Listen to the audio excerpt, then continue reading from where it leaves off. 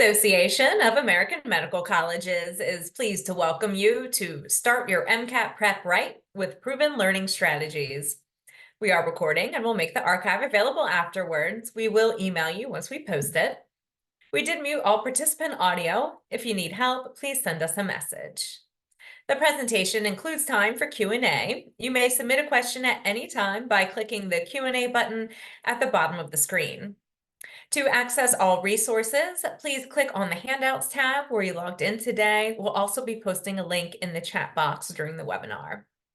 It's now my pleasure to welcome Lauren Bowser, Director of MCAT Preparation at the AAMC. Lauren.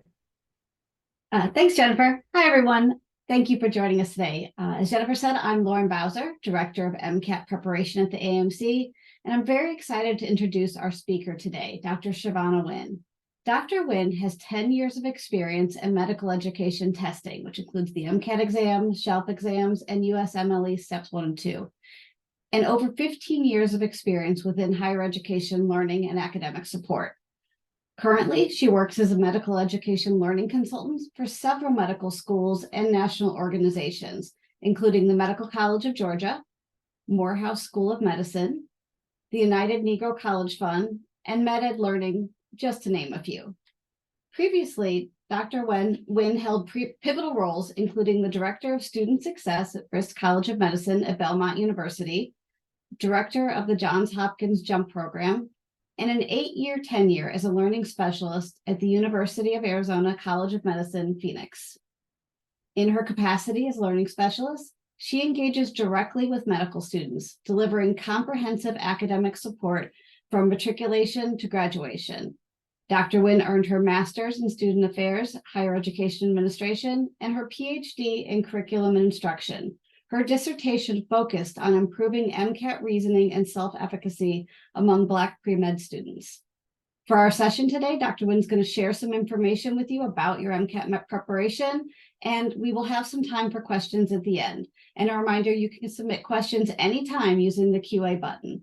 And with that, I'm going to turn things over to Dr. Wynn. Thank you so much, Lauren. And thank you so much first to the AAMC for inviting me here to speak with you all today. And I hope I say a few things that's going to help you, and also maybe some different strategies that you haven't heard before in terms of starting your MCAT prep right. And then later on in the presentation, we're going to talk about some learning strategies. So I'm going to take you through what to do first, and then how to continue learning and improving your score throughout your MCAT prep. So let's jump right in. And I first want to talk about some really important resources that the AAMC has put out that's going to help you with your exam exploration, okay? So one of the first most important resources is this MCAT Essential Guide. So the AAMC puts one of these out every single year, and it's extremely important that you first read this document to familiarize yourself with the actual MCAT exam, how to register, test dates, scores, any question that you have about how the MCAT works is in this document, okay? It's a very easy read, won't take you very long, but this is truly your first starting point towards MCAT success. Okay, we're going to talk more about the AAMC MCAT content course in a second, but it is also important, you wouldn't believe the amount of students over the past 10 years or so that I've coached for the MCAT, that they're not even sure what's on it or what's being tested. Okay, so we're going to talk about a little bit more what's in that document. The AAMC also has a fee assistance program. So if you are someone who is experiencing any financial difficulty, you can apply for fee assistance through the AAMC, and it's right on their website. So all you have to do is go on there. And if you are awarded that, in addition to a lot of other benefits, you will also receive all of the MCAT prep resources through the AAMC for free. So that's a huge benefit. So check that out. Also, the AAMC does offer students accommodations who need that. And if you are someone that you've been previously tested and you want to apply for accommodations for your exam, so for instance, like extra timing, you can also do that. And that information is also on the AAMC webpage. So this is the first starting point. Remember, knowledge is power. So you have to gain more knowledge about the exam and the journey you're about to go on before you get started. Okay. All right. Next, I want to talk about what is going to be tested. So what is actually on the MCAT? And the AAMC has this in a couple different formats. They do have it, there's like a PDF you can download, it's on their webpage, and then there's also a course. And we're going to be talking a lot about that course that the AAMC has created today and how you can use that course for success. But what is included in this document is exam content, exactly what you're going to be tested on. It also has a description of the competencies that you're going to need in order to do well. And it's going to list courses where the content was possibly first learned. So I said possibly because we do know that all institutions are a little bit different. But what the AAMC has done is they've actually gone through all of the content on the MCAT and let's say light and sound. They're letting you know probably where that information was learned, whether it was in Physics 1 or Physics 2, like your first semester, second semester, all of that. So this is also the second thing you need to do to really, really familiarize yourself with what is on the exam, okay? So after you familiarize yourself with the exam itself, and then you familiarize yourself with on the exam, now it's time to do something that some students think is kind of uncomfortable. And we want you to jump in and actually take a practice exam. And I know some students will say, Dr. Wynn, I can't take a practice exam. I haven't started studying. Well, that's the point, okay? We want you to take it cold. This is not a unique situation. When you get to medical school, you're going to be asked to take multiple exams cold. This is because you need to know where you're at. You need to know how far you are away from your goal or how close you are to your goal. But it is really, really important to take one of these. Now, the good news about this is that the AAMC has multiple free tests that they have released. This one that I am encouraging you to take is the unscored sample exam, okay? So the unscored sample exam is really important. And again, if you go on their website, you can see that there's 2 free exams. The other free exam is scored, but we want to save that until after you get done studying. And we're going to start with the unscored sample exam. So this unscored sample exam, it says unscored because it's not going to give you a 3-digit score. It's going to give you a percent correct. Now you might say, well, I just got a percent correct. I didn't get a 3-digit score, but trust me, that percent correct is very powerful. And we can use that percent correct to gain a lot of knowledge about where do we go from here. So using that percent correct, you want to see where are you in relationship to a 60 to 65% correct, okay? So you can start out kind of looking at, okay, where am I in relationship to a 50%? Because that's going to be your first goal. But really, depending on how much time you have to study, that 60 to 65% is going to put you in a better range to start out with, okay?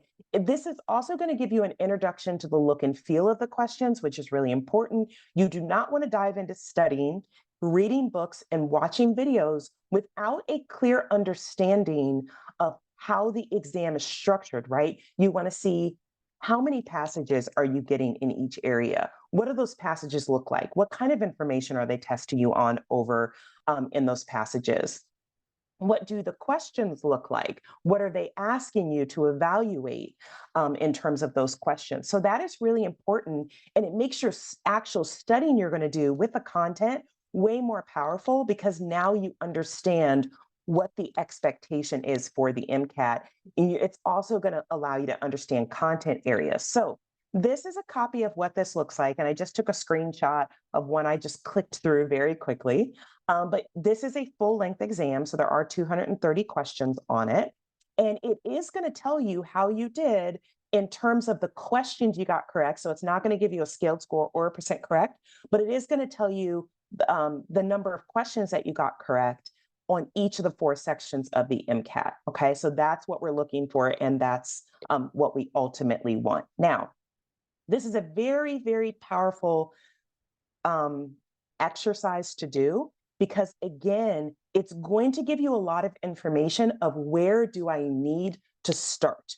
Okay, where do you need to start is not from reading the beginning of the textbook and all the way through, because you might have areas where you're scoring better in than in other areas, and you should always start with your areas of weakness over your areas of strength, right?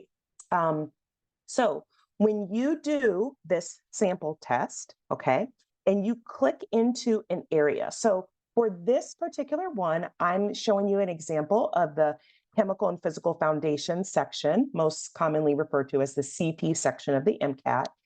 And I took the exam, and now I'm ready to review it, okay? Now, let me point out a big mistake I watch students constantly make, and that is they will review their very first diagnostic exam in numerical question order.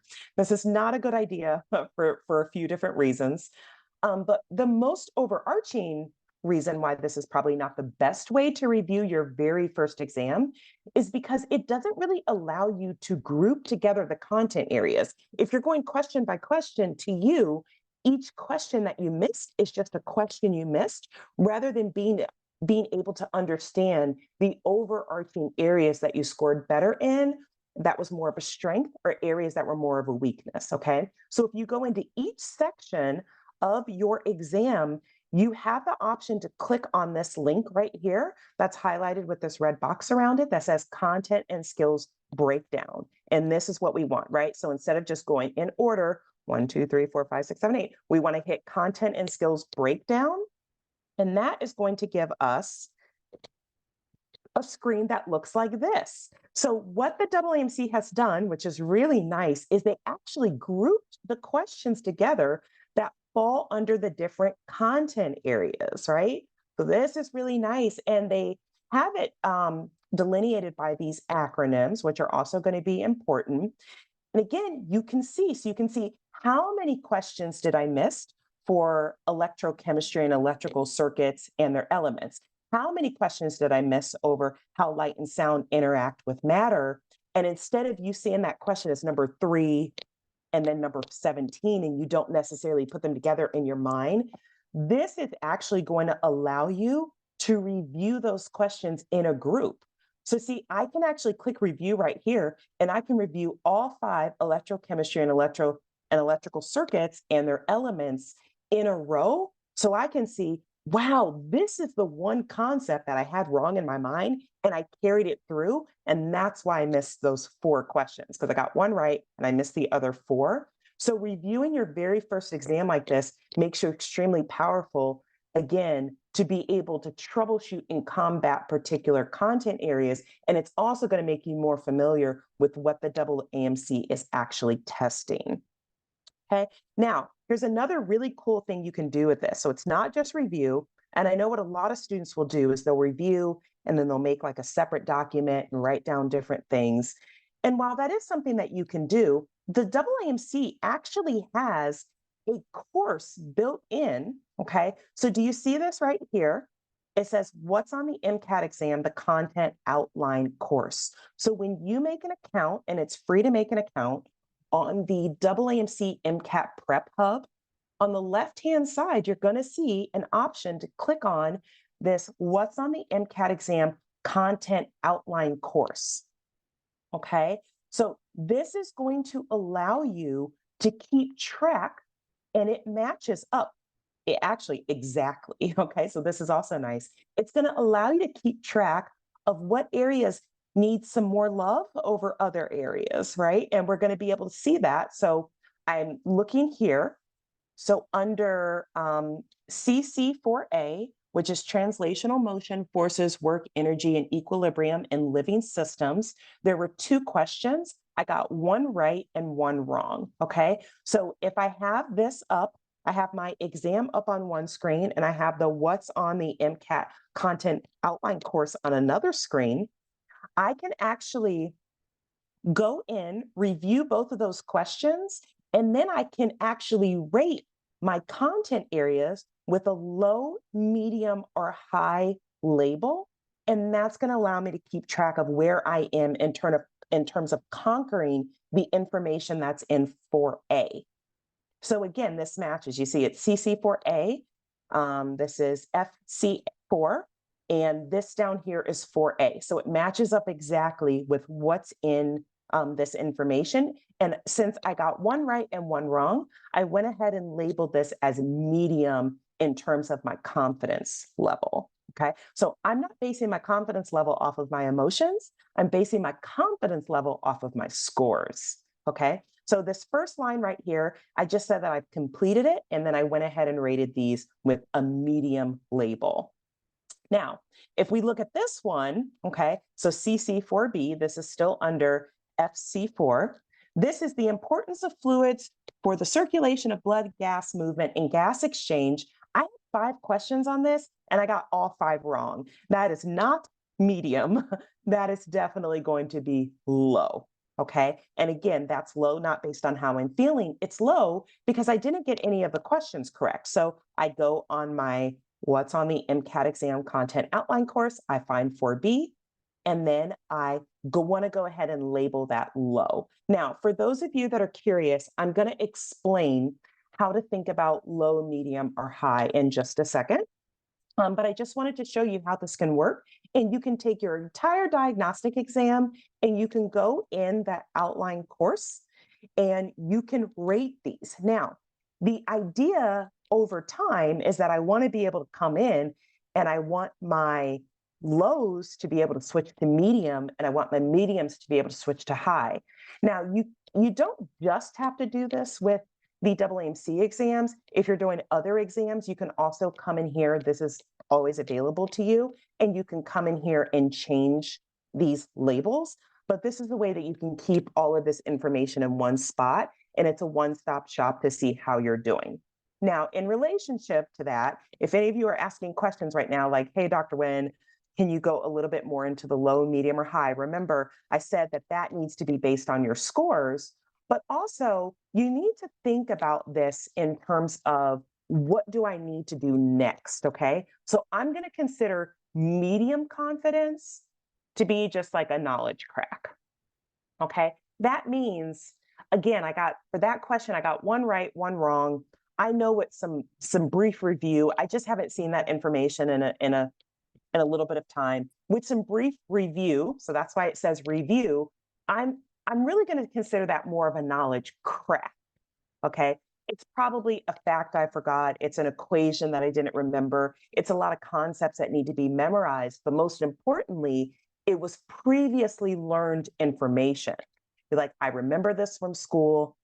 I remember this from something I read in my textbook. I remember this from a video. I just forgot this. I forgot some of these facts that go in here. And that's what I'm going to rate this as medium confidence because it's a knowledge crack, okay? However, low confidence means I'm not at a point to review. This is actually a knowledge gap, okay? So this is a hole where we got to go we have to go deeper into this content because this is not something that we have a good handle on. So I'm not at the point of reviewing. I watch students sometimes, something will be low confidence because I got 0 out of the 5 questions correct. And then I say, I'll just learn it from Anki. But that usually implies I don't understand the actual concept behind it. So we're probably not at a knowledge crack. Now, if it's just a bunch of amino acids that you've forgotten, that's different. You can definitely, and you got all of them wrong, that's different. You can classify those as a knowledge crack and probably do some memorization with those. But you need to say, do I actually understand this concept or not? And if not, that needs to be learned and understood. Now, this is also going to be for information that you have not previously learned. Let's say you're looking at some of this content. You're like, wow, I never had this in class. I don't remember ever learning this. Maybe it was a unit that wasn't taught at all at your institution or very well at your institution. We're definitely going to consider that a knowledge gap, and it needs more love than your medium confidence areas. Now, high confidence, I left that out because high confidence implies that you got those questions correct. So this is how to assess your knowledge for incorrect questions, but you can certainly label things as high confidence for the things that you're getting correct. And even if you're shaky on them, you still have to remember that you got them correct. So they're not as, they're not the need to go over that information and learned it, regardless if you feel confident or not, is less dire than the medium and the low confidence. Okay. So this means when you're going in and you look at your what's on the MCAT content course outline, and you're coming in here and you're like, okay, what do I want to study for today? You got to grab your low sections first, because your goal is to change them into medium and then to change your mediums into high. Okay. And we'll talk about that a little bit more in a minute. Now, once you've done this, then you need to look at analyzing your results and pick a test date. But this should be after you take your first practice exam, so you have a really good idea of where am I and where do I need to go. Now, there's a few things that are going to impact picking a test date. Number one is definitely going to be outside obligations. You guys are all extremely busy. Family, friends take up time. You might be working. You're still in school and you have coursework and exams coming up in your classes. You have extracurriculars. You're also trying to work on your application. You're shadowing. You're doing clinical hours. You're doing research projects. I mean, the list is endless. Or you could have passion projects, right? You're like, I like to, go volunteer on the weekends and do art with kids in the community, right? That's something that's important to you. And if it's something that you want to maintain, we're not telling you that you need to cut off everything that you love in order to study for the MCAT, but you have to consider different things that you love that you don't want to give up during this time, okay? The other thing that's going to play a role in you picking a test date is definitely also your diagnostic score. So you have to look at that score. You have to look at your number of low and medium confidence areas. If your course outline is riddled with a lot of low areas, you're going to need to give yourself more time. It is not, I know sometimes it's staring back at you and it looks a little scary, but you have to view it as a challenge, not a reflection of how you're going to do on test day. You have to view it as a challenge. Okay, I have all these low areas. I know this is something I can conquer. I am brilliant. I am smart. I can do this. You have to give yourself a lot of positive affirmations. And then you just need to tackle one area at a time. And your goal is to try to change that into a medium or a high confidence area. You also need to look at your prereqs completed, right? If you have prereqs that you haven't completed yet, probably those areas on the course outline are going to register as low. You're probably going to get a lot of those questions incorrect. So it's going to take more time if you have prereqs that either haven't been completed or prereqs that you took a long time ago and you just don't remember that content, right? We're going to just naturally need more time for that. Also, you need to consider your science GPA. If your science GPA is a little lower, that means that you might have had some knowledge gaps in those classes you took. So do you have a knowledge gap in OChem, Gen Chem, in physics and biology, biochem, any of those? Again, those areas might coincide with your course outline to say, were those more medium areas? Were there more low areas? Or maybe it clicked for you after the class was over and they register as high areas, but you still need to look at that and take it into consideration to make sure that you understand how that's going to impact your test date and also distance from content. So the further you are from content, remember, you're not Google, you're not Siri, you're not a robot, you're not AI, you are a human being. And we do tend to forget stuff, especially things that we haven't looked at in a really long time. Okay, so we need to make sure that we are also considering that in terms of picking a test date. Now, there is no magic formula. There's no magic hourly number in terms of how long you need to study for the MCAT. I know that you guys are seeing probably some advice online, but remember, we don't know how that person's life looked.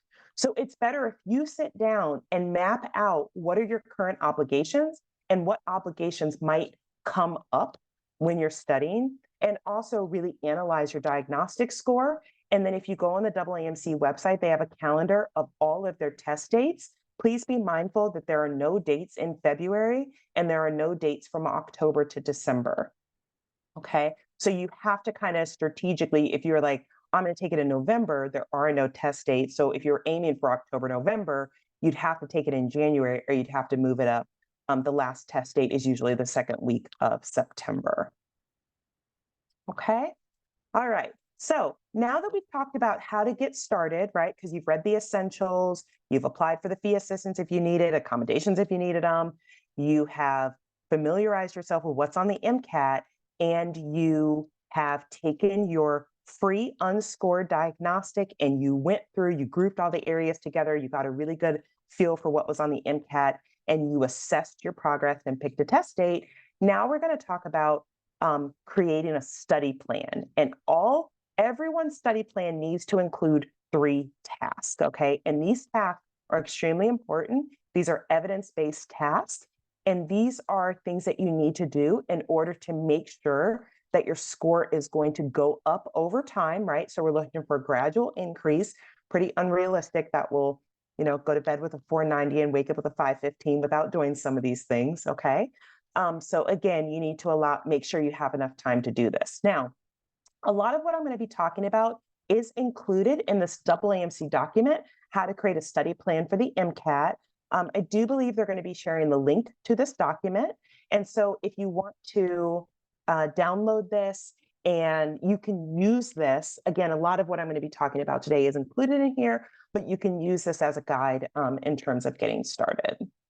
All right, so first, let's talk about content review and learning goals. So remember I said I was going to revisit low, medium, and high. And again, your goal is to before you walk into the MCAT, you really want to make sure that you don't have any low areas, especially if you want a really good score, right? Because those low areas, if you get asked that on test day and you walk into the exam knowing that those areas are low, it's a high chance that you might get that information wrong, okay? So your goal is to change those low areas into medium and those medium areas into high. Now, no one's perfect. I've never seen a student not walk in with a few medium areas, but we really try to concentrate on those low areas. So if you're like, hey, Dr. Wynn, I have a bunch of low and medium areas, what can I do in order to get through that content and learn that content? Well, here's a bunch of different learning strategies, and you can feel free to screenshot this or jot some of these down. But these are probably the most popular overarching ways to learn content. I would suggest that you pick the learning strategies that you plan to use based off a few different factors. Number one, what has been successful for you in the past? If you have a 3.8 GPA, you have a good understanding of how you learn. You do not have to divert too far from that. There might be a few things that we need to switch up, but it doesn't have to be so drastically different than what you've always done. I constantly see students where all through undergrad, they have like a really good GPA, like 4.0, all through undergrad. They would watch videos or kind of supplement what they were learning in their class videos. And then all of a sudden for the MCAT, now they're reading textbooks. And I'm like, but what happened to the videos that made you so successful when you were in school, right? Do not abandon what has been successful for you in the past or vice versa. If you know that you're a strong reader, you need a textbook, and then all of a sudden you're watching videos and the information's not clicking, you need to go back to what was tried and true for you before, okay? Also creating summaries, content maps, or compare contrast charts. Remember, this is easier to do if you understand the overarching content areas, not just the individual questions that you're missing. Flashcards are very popular. There is a lot of information that needs to be memorized on the MCAT, and flashcards definitely make that a bit easier to do. We're going to talk more about those in a second. You can form or participate in a study group, which is great. If you're going to do something like this and you and your friends are going to get together, my suggestion is that within the study group, maybe you guys take turns teaching each other. This also goes with the next suggestion about a teach back with friends.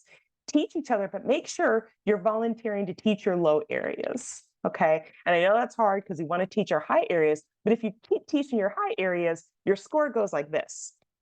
And we want your score to go like this, right? So the only way that your score goes like this is to turn more of your lows into mediums and your mediums into high. That's the only way that your score is going to go up.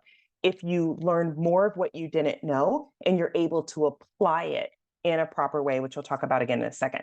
Write down real life examples of the concepts. If you have a couple concepts that are kind of difficult for you to learn, that's another thing you can do. Create vocab lists and then, memorize those, and join online forums to ask questions.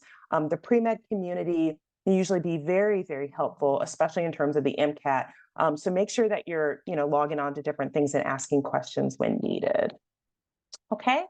Next, we're going to talk about retrieval practice. And retrieval practice is so important. This is probably one of the most underutilized skills for studying for the MCAT. It is the art of recalling concepts from memory in order to enhance learning, strengthen your connections, and increase the chances that you'll be able to recall it in the future, okay? So retrieval practice is the overarching term for practice questions and spaced repetition. Both practice questions and spaced repetition are retrieval practice because of what is actually happening. So I made this just little diagram to illustrate what is happening when you're doing these two different things, okay? When you're learning and studying, so if you're sitting down and you're reading a book, or if you are watching a video, it tends to be a bit more passive because the information is coming off the pages into your brain, or the information is coming out of the computer into the brain. So it's flowing this way into your brain. That's great because there's no way we can actually apply information that we don't already have in our brain, right? That's when we get something wrong and we say, no, I didn't know that. And you can learn it later, right? So this is an important step that has to happen. Like you have to gain knowledge, but usually this is passive, okay, in nature. You also have to do retrieval practice because now look how the information is flowing out of your brain back into the computer or on the page. Let's say you're doing the questions in the back of a book or something, right? So during retrieval practice, you're having to search your brain, look for the information, and then apply it in an outward motion. Both of these things are so important. And if you think about it, when you're actually taking the MCAT, during those 7 hours, the information is not flowing this way as it is in learning and studying. It's the retrieval, because you have to retrieve it out of your brain in order to apply it. So this is why retrieval practice is so extremely important. You have to practice in order to do it in the game, right? And that happens with anything in life. Anything in life, you have to practice in order for it to come out in the game. And if any of you have ever played a sport or an instrument or done anything with practice involved, this was the point of it so that you're more comfortable when it comes time for game time, okay? So let's talk about these two things. Let's talk about practice questions first, and then we'll cover spaced repetition. So for practice questions, these serve as a tool for active learning and reinforcement of concepts. They allow individuals to apply knowledge to practical situations, build confidence, and improve critical thinking. Again, you have to practice a couple thousands and thousands of times in order to be comfortable to allow information to flow out of your brain for 7 hours, okay? And some students, when I'm talking to them, and say, hey, Dr. Wynn, I didn't get the MCAT score that I really wanted. And I talked to them about what they actually did. Some of that was just that they didn't do enough practice questions. And how can you be comfortable with retrieval if you haven't done retrieval practice, right? Because for 7 hours, you're having to do retrieval, okay? So practice questions are extremely important. The AAMC in their bundle, in one of their practice bundles, there is a lot of practice questions that you can use. There's also several third-party companies that have practice questions that you can use. As long as you're practicing, and you're practicing in the areas that are in those low and medium confidence levels, you also still want to revisit your high areas, but you really want to make sure that throughout the day you're covering a lot of those low and medium areas, because that's what's going to be extremely important, okay? So practice, practice, practice. Again, we can't practice though, unless we have the information to practice with, but it's also a good idea throughout your studying to do both. So some students will say, Dr. Wynn, is it better for me to not do any retrieval practice and just do my learning and studying first? No, you really want to do both all throughout your studying, because you want to make sure, can I actually apply what I recently learned and studied. That way, if you can't apply it and you recently learned and study it, that gives you a red flag. I need to go back and learn and study it some more. So you don't want to get that information months later, right? You want to get that information pretty soon after you learn and study it. So retrieval practice should be happening throughout your studying pretty consistently. It helps to expand your knowledge base about how these questions are written and what the overarching expectation is. Okay, let's talk about spaced repetition. So spaced repetition is distributing study sessions and material over time with carefully planned intervals before sessions. So usually there are some systems, and we'll see this in a second, so let me hold off on that, but materials should be revisited early and often. So again, if you're going to do you're going to learn and study material, and then you're going to work on applying it, again, you want to do that early and often. You don't want to wait until the end to do it. So this is a diagram about the forgetting curve that was popularized years and years and years ago by Hermann Ebbinghaus, which shows that the first time you learn something, that knowledge base is going to start at 100% because we just learned it, right? But without an intervention of constantly reviewing it, so if you learn it one time and then you don't look at it at all, that information is going to be pretty rapidly forgotten. And you can see how this curve is, that after not looking at this for a day, you're down to retaining it less than 20%, okay? However, when you review it again, if there's a point in time where you review it again, that first review is going to refresh that information that you just learned, and then you can see where the curve starts to flatten a bit. Again, you don't want to let it all the way flatten because now we're down to below 40%.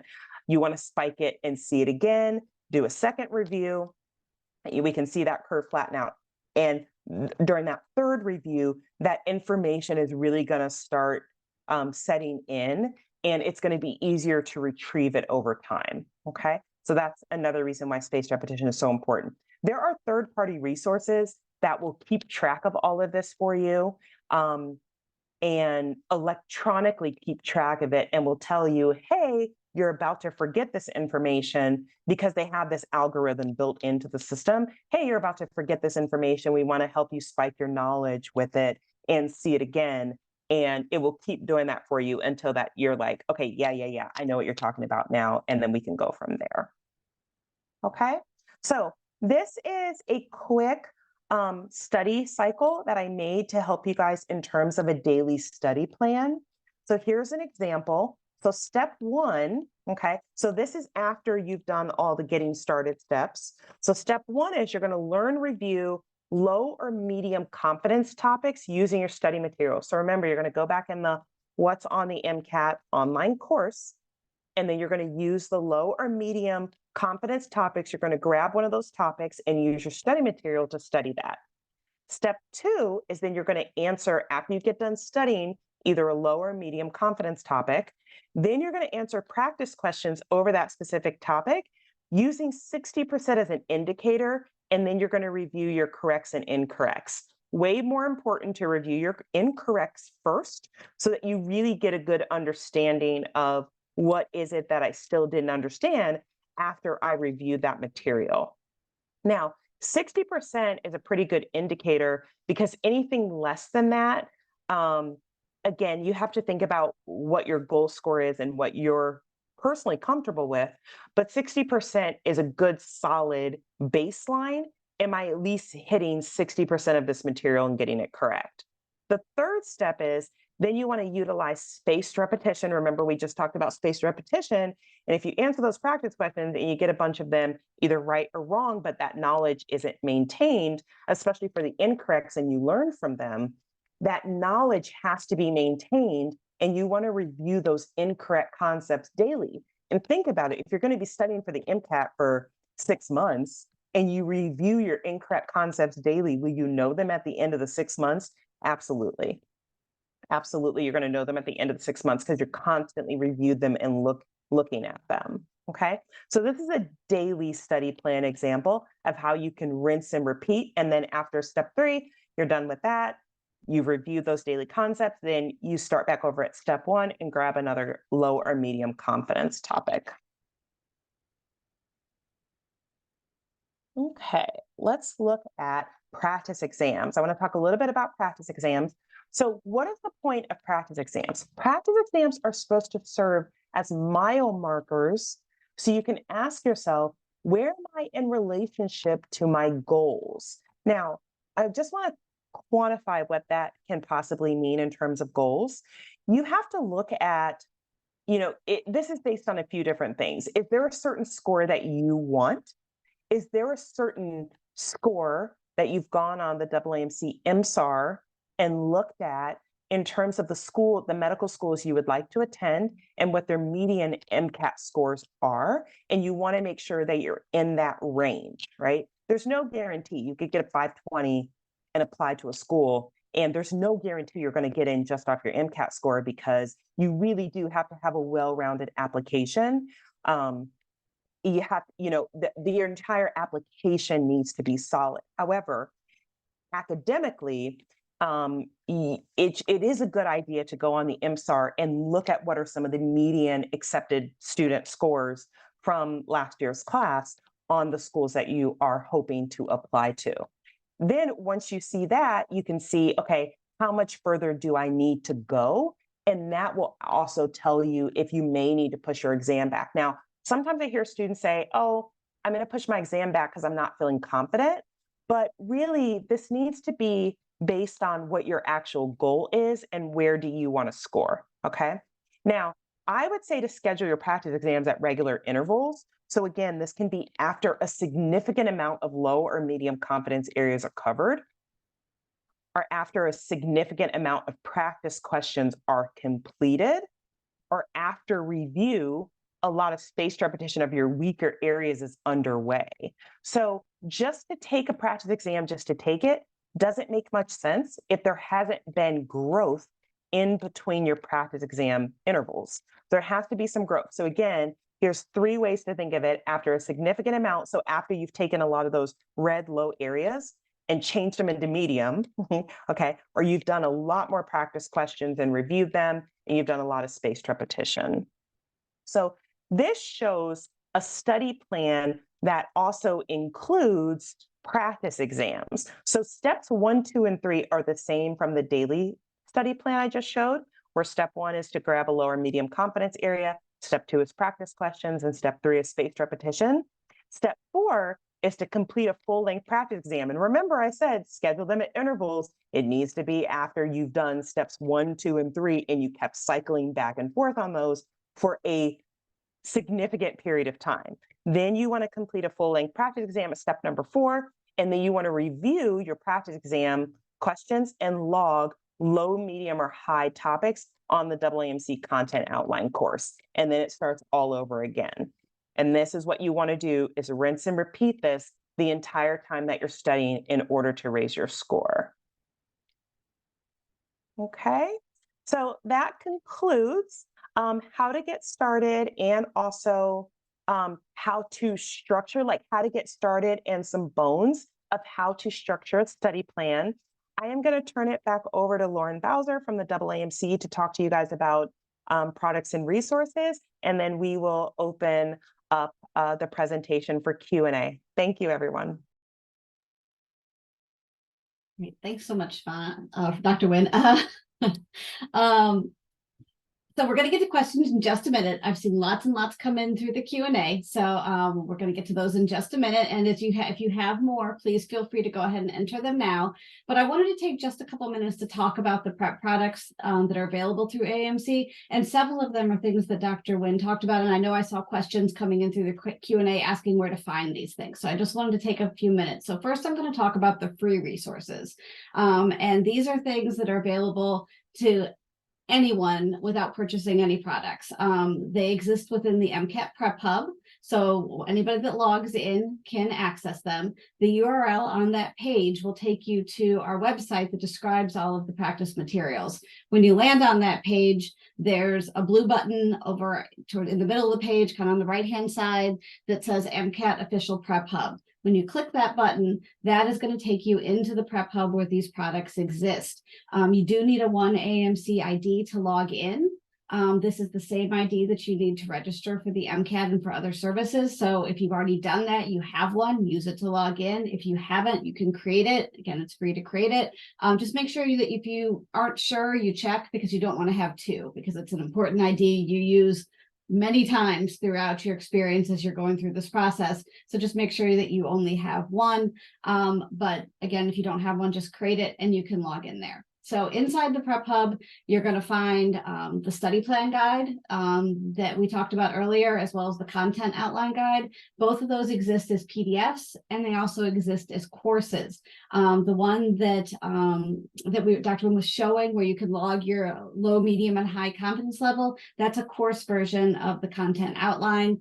And in there, not only do you have the ability to drill down into the content areas, log your level of confidence in those areas, there's also links to review resources that you can use. So some of those resources are the Khan Academy. So through Khan Academy, there's videos, there's practice questions. So that's a place where you could do some learning and also do some practice questions. They also have passage-based questions sets on the Khan Academy that are similar to the MCAT. So that the Khan Academy lessons are mapped to the content areas within that content outline course. There's also access to textbook content available through OpenStax and other resources that are open access textbooks. So all of it's free. So there, again, you don't have to use those resources for your content review, but we're providing you resources that you can take a look at and use if you need something to help you learn some of the content areas or do some additional review outside of the practice questions. And all of those materials also have some ability to do additional practice as you're going through. The sample test that we talked about at the beginning is also there, as well as the free practice exams. Free practice exam, as mentioned, the sample test doesn't have scores. The free practice exam does. So as Dr. Wynn mentioned, we typically recommend starting with the sample test and then doing the practice exam, the free one, later to evaluate your progress towards your goal. So if we want to move to the next slide, I'm going to talk about, so those are the free products, and there's other things in there as well. But if we move to the next slide, we can also talk about the additional practice materials that we have. So we do have additional practice materials that are available for purchase. So there's two types of categories. So there's full-length practice exams and the question sets. So with the practice exams you can purchase, as well as the free ones, we have a total of 6 full-length practice exams. The sample test is the one without the score. All the others provide scores. And in terms of like the tab with the content and skills review, all of that functionality that you saw related to the sample test exists within all 6 of the practice exams. But as I said, besides the sample test, all the other ones will give you a score and you'll also be able to review the question, all of the items and see what you got right and wrong. Question sets provide you with practice questions outside of the practice exams. So we have subject-specific question packs, we have a section bank, and then we have some smaller question sets. Additionally, we offer the CARS diagnostic tool, which can be used to identify strengths and weaknesses in the CARS section. This product offers 2 videos that can also help you see how you approach those passages. So students often ask us, how do you answer the CARS questions? How should you approach it? What is their strategy behind it? There's actually videos included in there that kind of give you some steps that you can follow in a way to approach them. And the best way to improve your CARS performance is really through practice. So this product has 28 passages and 169 questions, which is a bit more than what's in the CARS question packs, but those do exist as well. Any of the products available for purchase can be bought on their own, so you can just pick and choose and buy them. But the best value is really the online only bundle. This gives you access to all of the online projects. So all of the digital products that we have available through the AAMC, And you get access for 12 months. So you have a lot of time available with that purchase in order to do your practice. And if you qualify for the AAMC Fee Assistance Program, the online bundle is the benefit that's provided through that. So for all of these materials, you can go to the AAMC /MCAT Prep. And you can see all the materials available there. And again, when you log into the hub, you'll see all of the free materials, and anything once you purchase it. Once everything is purchased, then it will appear in the hub as well. So if we want to go to the next slide, we just have some resources here, some additional information for you to take a look at. But now we've got time for some questions. So let me open up the Q&A here. Just one moment. 1 second, please.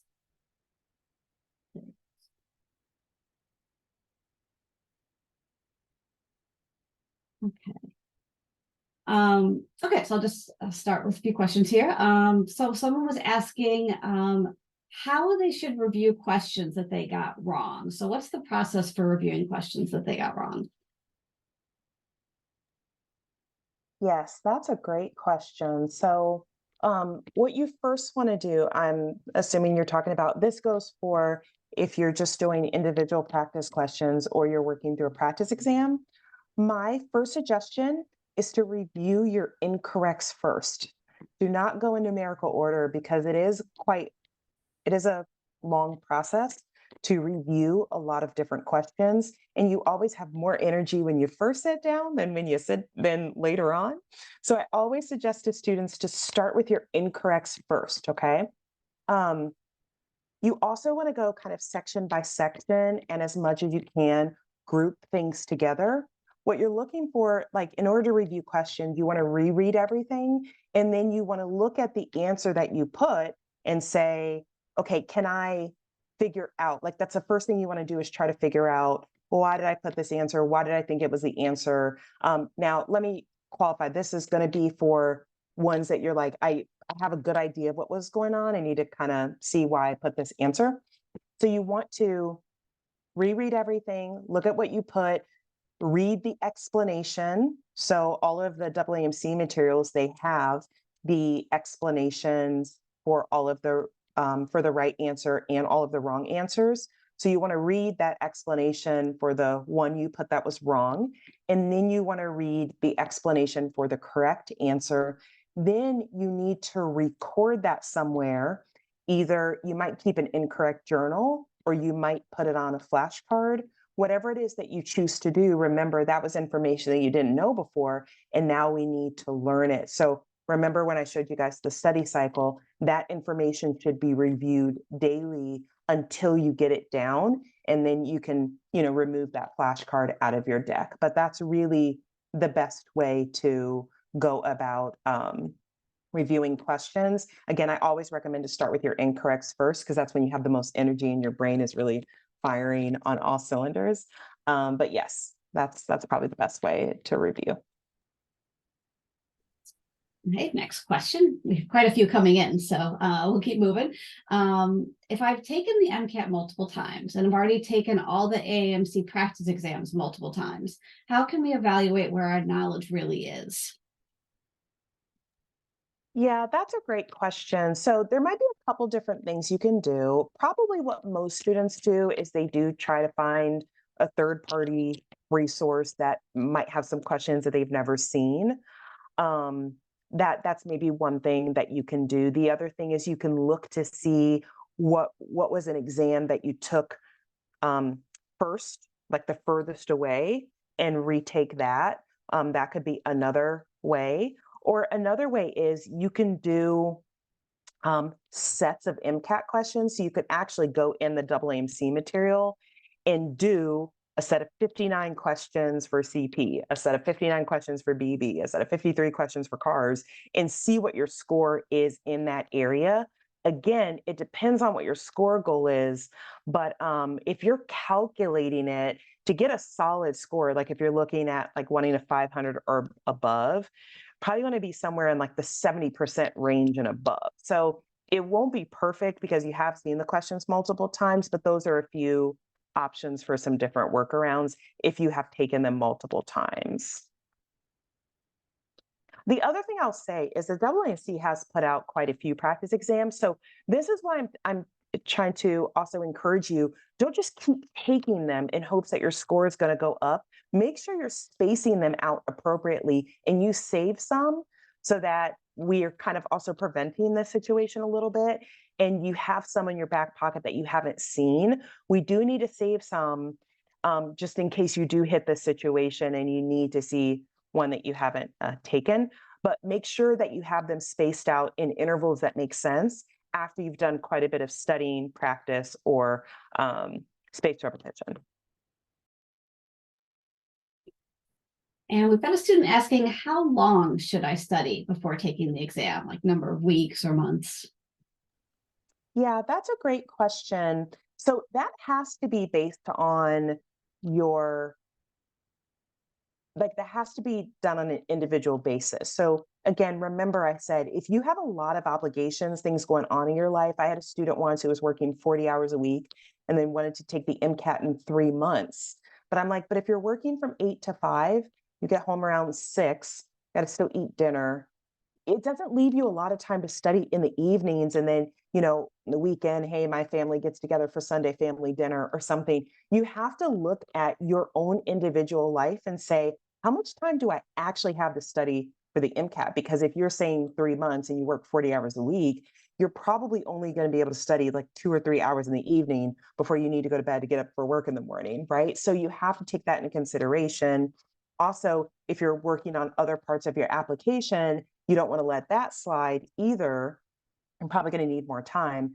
Then you also have to look at your diagnostic score. Where are you in relationship to your goal score? Remember, the further away you are from your goal score, that's the more time you're going to need. And you can look at your score. You can look at your low and medium confidence areas on the AAMC course outline.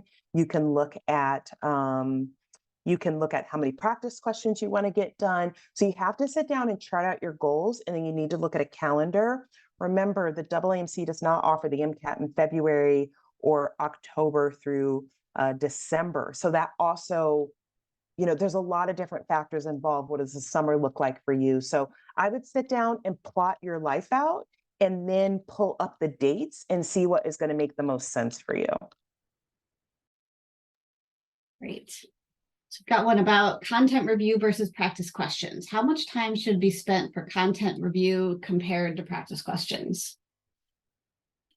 Yeah, that's a great question. So if you have a lot of areas that are in the low, right, so that are red, that's probably going to be an indication that we don't know that content.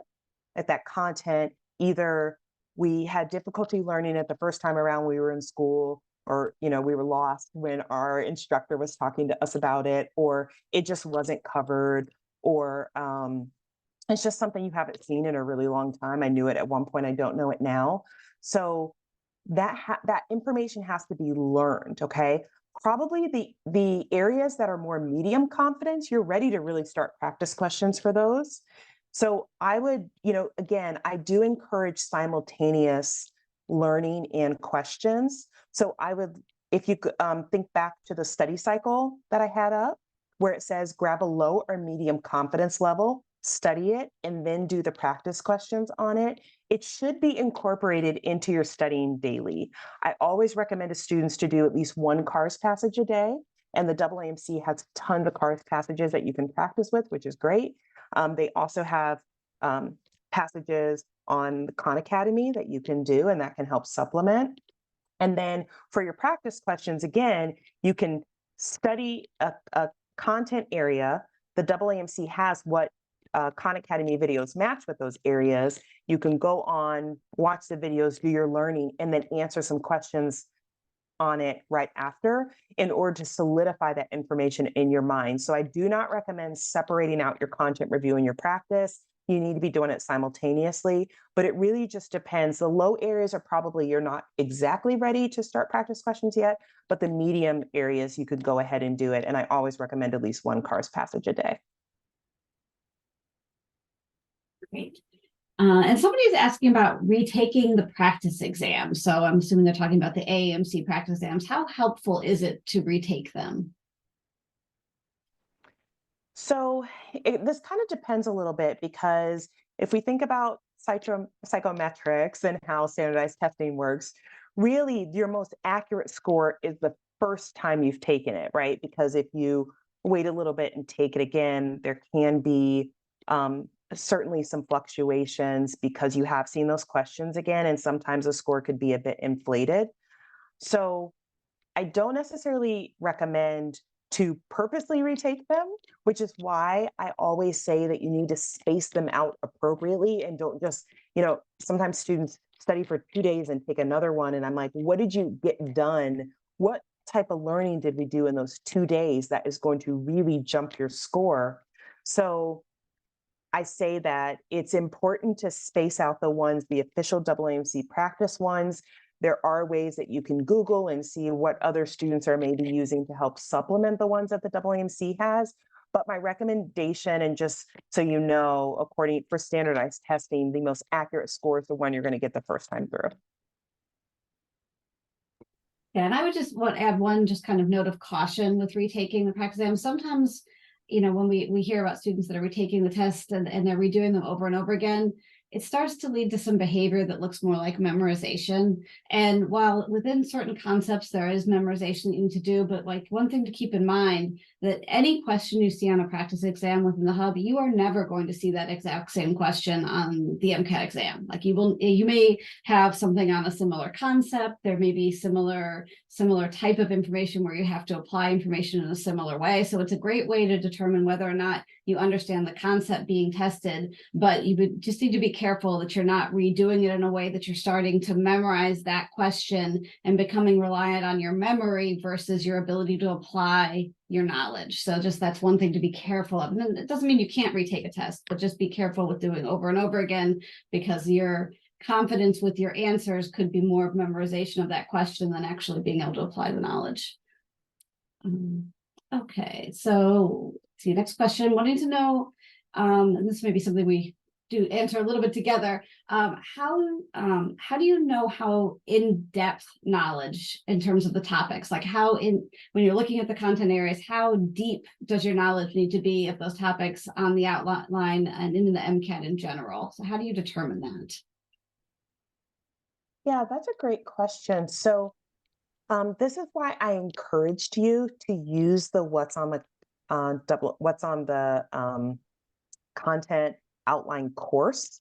So what's on the MCAT content outline course is because when you group the questions together, let's say you're grouping together FC4 and you're seeing multiple questions of the same content all in a row, that's going to show you how deep you need to go and get a feel for it. Remember, you don't have unlimited time to actually answer the questions under timed conditions. So it's not going so deep where you can you can do a dissertation in the topic, right? It's just not. However, you're going to get a good feel for this when you do the practice questions, and you do a lot of practice questions. That's going to tell you how much of this do I need to apply it. Because when you're reading the textbook, a lot of times the textbooks that are written, and this is even for class, it's giving you probably more knowledge so that you're able to answer any and everything. So it's how you're applying it. But the more you can group these questions together and see them all in a row, it really does help you understand what is the expectation and how deep you need to go to be able to answer those questions.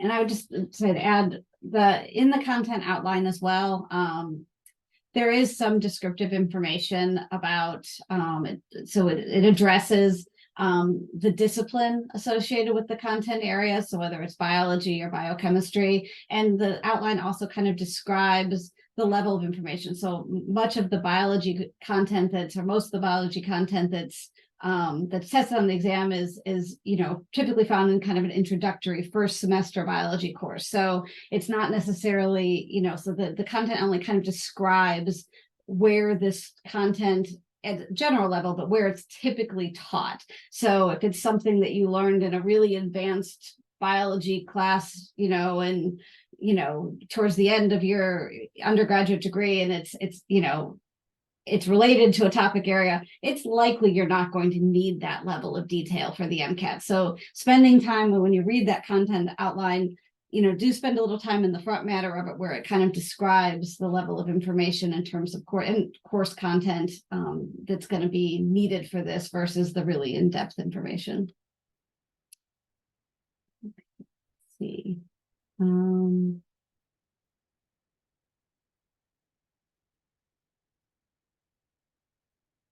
First questions. So thinking about, just some questions around like the percentage correct, like your medium versus your high. So one specific question was, would you suggest 70-80% as medium or high confidence? So maybe a little bit of additional information on kind of how do you judge what's medium versus high in terms of your percent correct? Yeah, this is great. So I want to talk a little bit about also what I said about like 60 to 65% as like a good baseline. So if we think about these numbers, right? So if you're starting out, if we think about a 50% and what that means, right? That's a median, okay?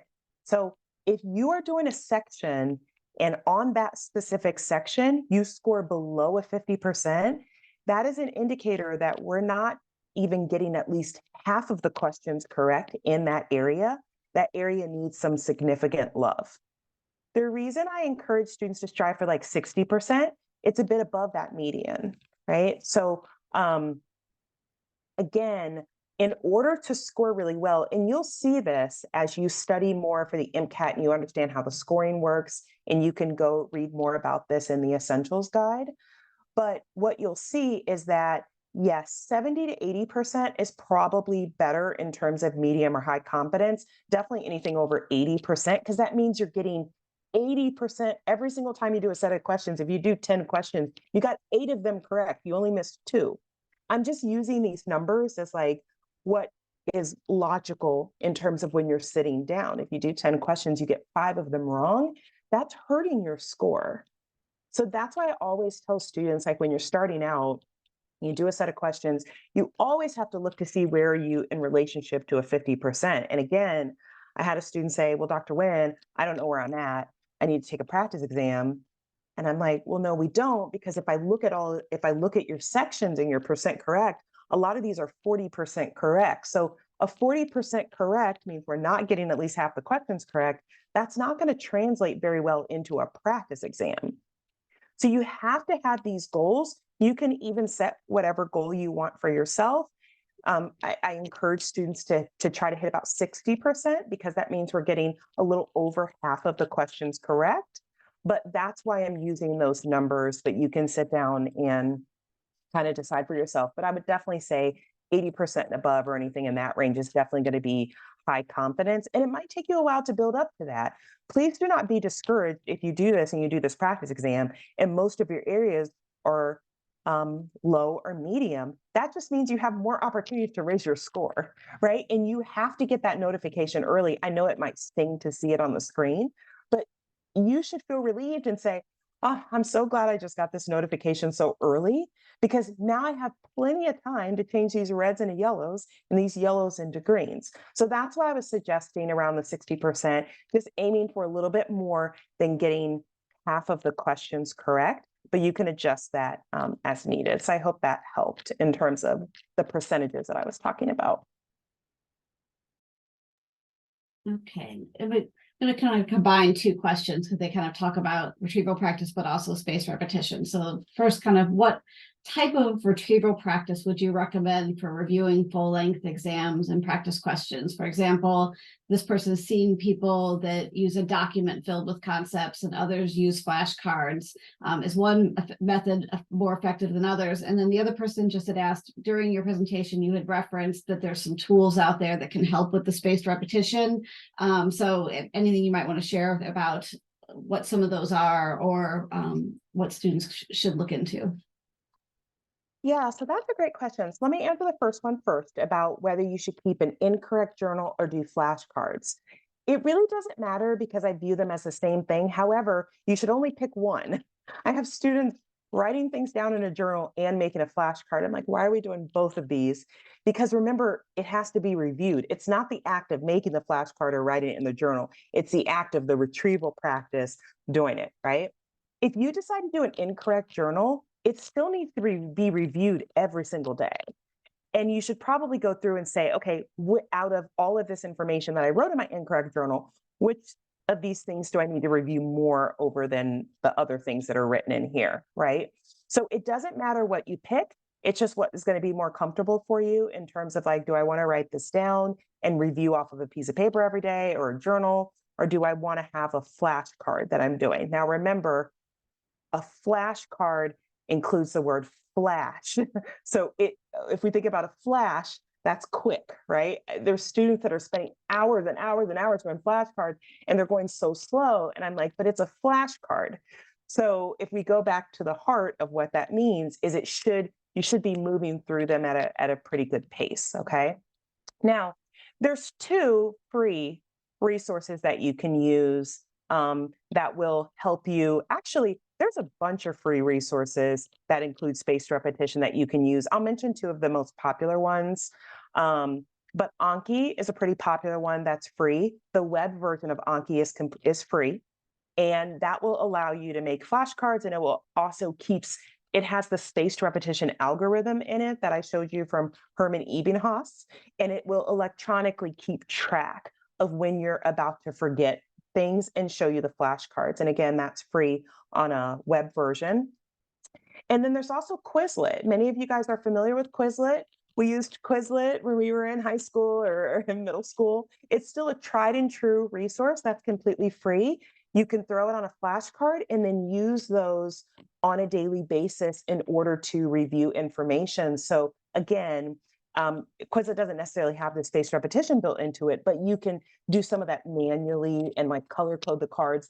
You can get creative. There's also apps. If you go on your app store and look for different flashcards, there's a bunch of free apps that you can download and look at. But yeah, there's no shortage. I would also check out some posts, some online forum posts, and see what other students are using. But Anki and Quizlet are probably 2 of the most popular, like, free things that you can use. Great. And we've just got a couple more minutes, so we'll just try to get a couple more questions in here. We've got several people asking questions about cars, and we always get lots of questions about cars. So do you have any recommendations for how to review cars questions in the same way that you would approach a science section? Yeah, absolutely. So what I said first is going to still ring true. So for cars, you need to go to your incorrects first, because remember, when you're doing that, that's when you have the most energy. And then you need to see what was missing in terms of your thought process in translating what it said in the passage. And this especially if the particular question is going to ask you to analyze something in the passage, reason within the text, right? So you need to go over and say, okay, is this a reason within the text question? And I had trouble reasoning within the text for what was said, or is it a reasoning beyond the text, which sometimes I see students make large leaps to reason beyond the text, right? And so you need to actually figure out, okay, was it in the text? Was it beyond the text? Or was it part of my reading comprehension that I struggled with? For those of you who are asking for tips to improve your CARS approach, there are, again, Lauren mentioned the CARS diagnostic tool that is on the AAMC website, which has really great videos in it. Khan Academy, also, when they partnered with the AAMC, there are videos in there where they're going over passages. Khan Academy, those are completely free. And then several students have also said there's a lot of really great YouTube videos out there where students are showing some of their strategies, again, completely free, and you can follow along with students. Here's the one thing I would say about CARS, though, that I see students make the biggest mistake on.